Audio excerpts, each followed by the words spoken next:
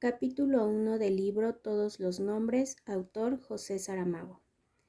Encima del marco de la puerta hay una chapa metálica larga y estrecha revestida de esmalte. Sobre un fondo blanco, las letras negras dicen: Conservaduría General del Registro Civil. El esmalte está agrietado y desportillado en algunos puntos.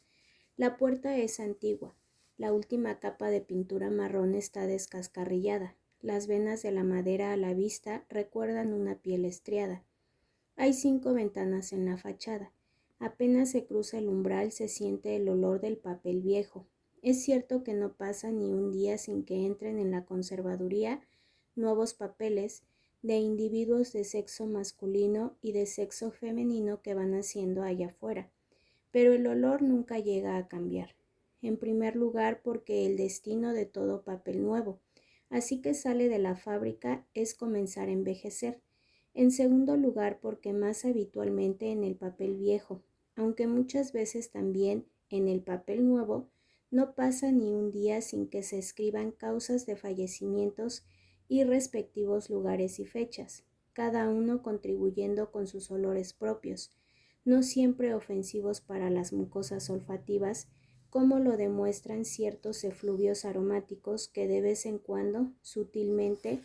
atraviesan la atmósfera de la conservaduría general y que las narices más finas identifican como un perfume compuesto de mitad rosa y mitad crisantemo. Pasada la puerta,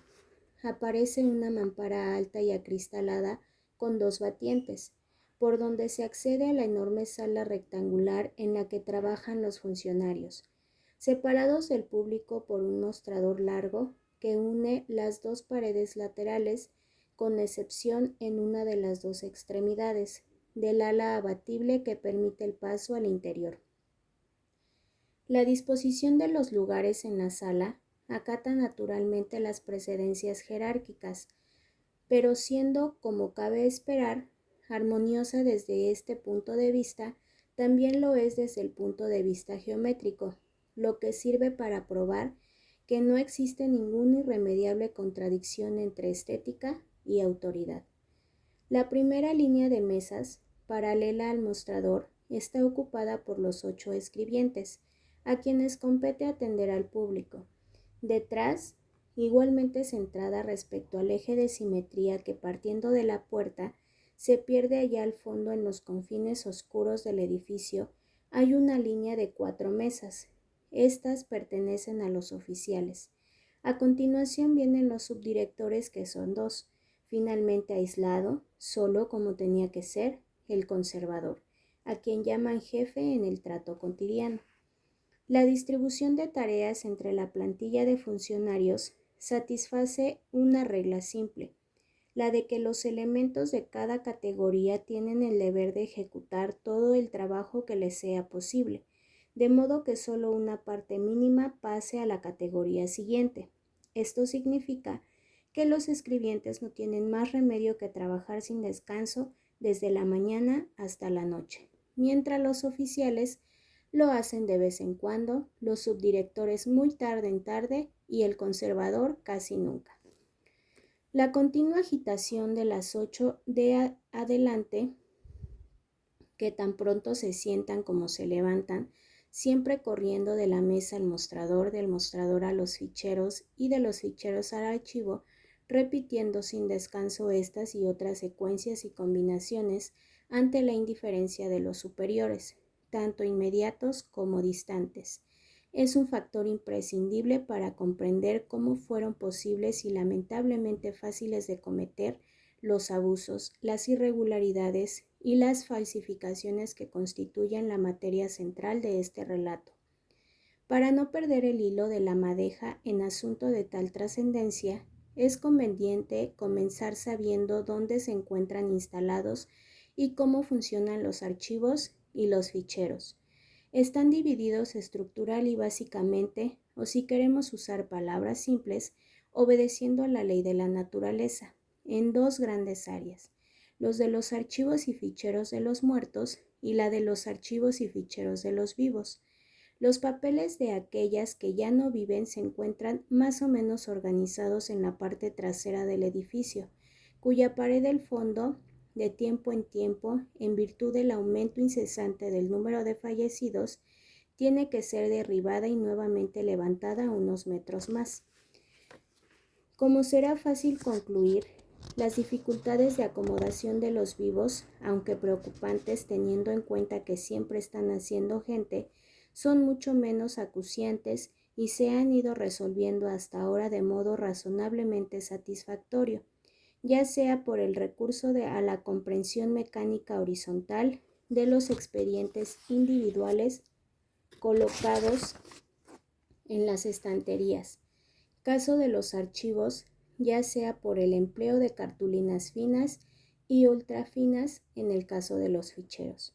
A pesar del incómodo problema de la pared de fondo, al que ya se ha hecho referencia, merecen todas las alabanzas el espíritu de previsión de los arquitectos históricos que proyectaron la Conservaduría General del Registro Civil, proponiendo y defendiendo contra las opiniones conservadoras de ciertas mentes tacañas ancladas en el pasado, la instalación de las 5 gigantescas armazones de estantes que se levantan hasta el techo a espaldas de los funcionarios, más atravesado el tope del estante central que casi toca el sillón del conservador, más próximos al mostrador los topes de los estantes laterales externos, quejándose los otros dos, por así decir, a medio camino. Consideradas cíclopes y sobrehumanas por todos los observadores, estas construcciones se extienden por el interior del edificio más allá de lo que los ojos pueden alcanzar, también porque a partir de cierta altura comienza a reinar la oscuridad, ya que apenas se encienden las lámparas cuando es necesario consultar algún expediente.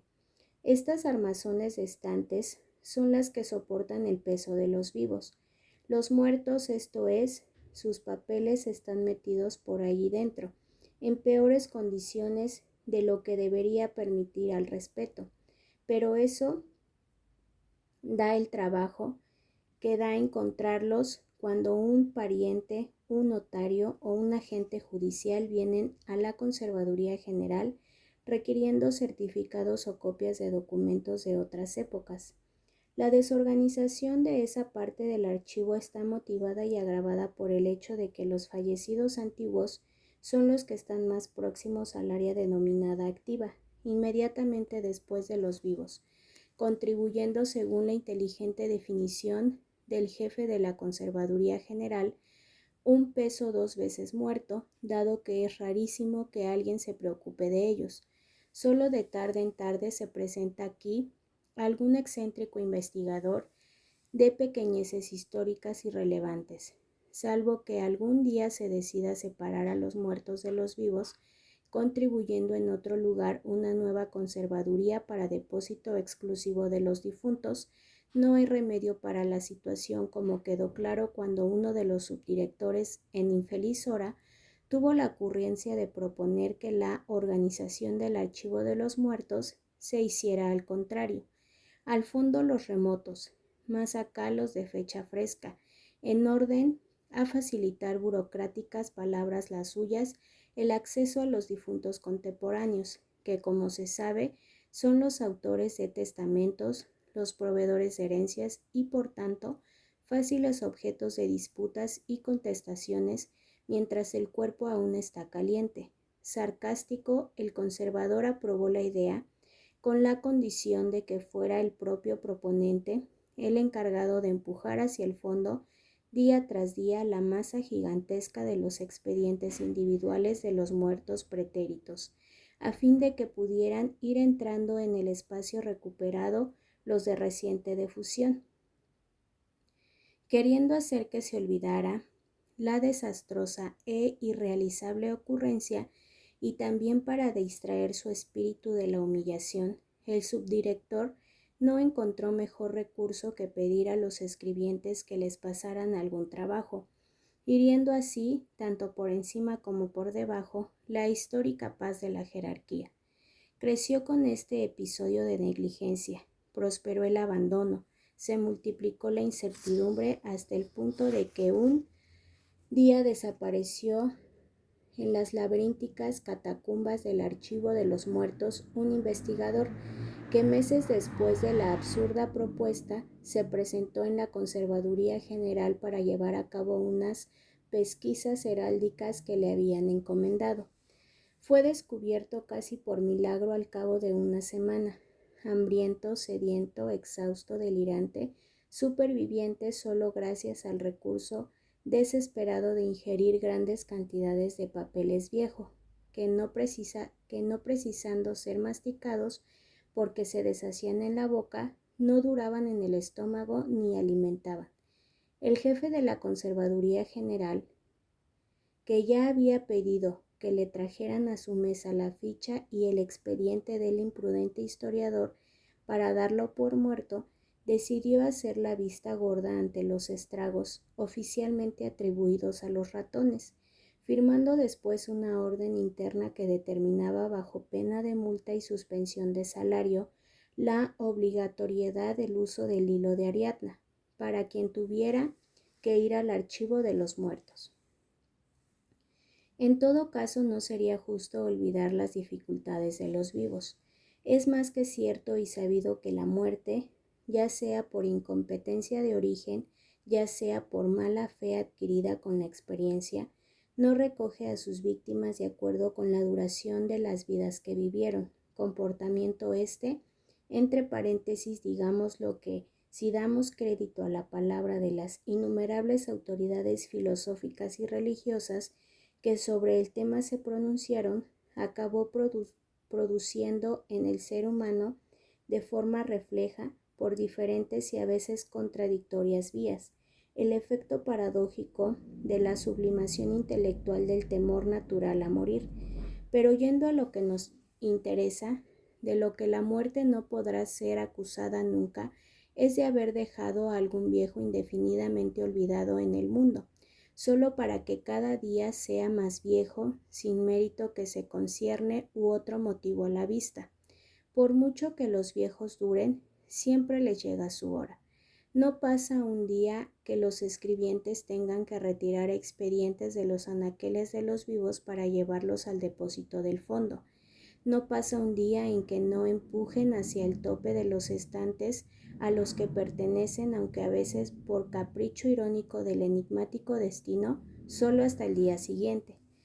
De acuerdo con el llamado orden natural de las cosas, haber llegado al tope del estante significa que la suerte ya se cansó, que no habrá mucho más camino por andar.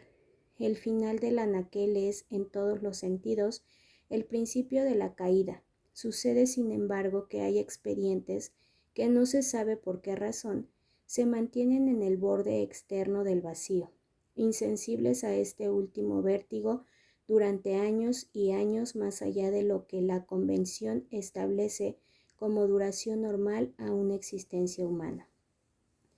Al principio estos expedientes excitan a los funcionarios la curiosidad profesional,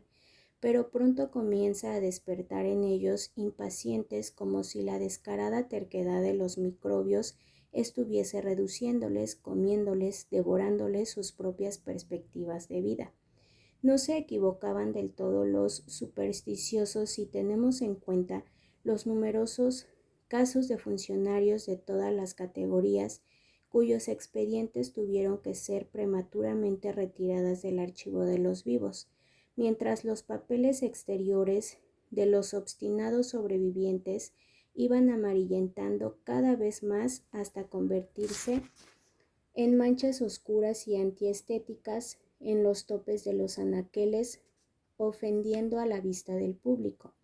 Es entonces cuando el jefe de la Conservaduría General dice a uno de los escribientes: «Don José,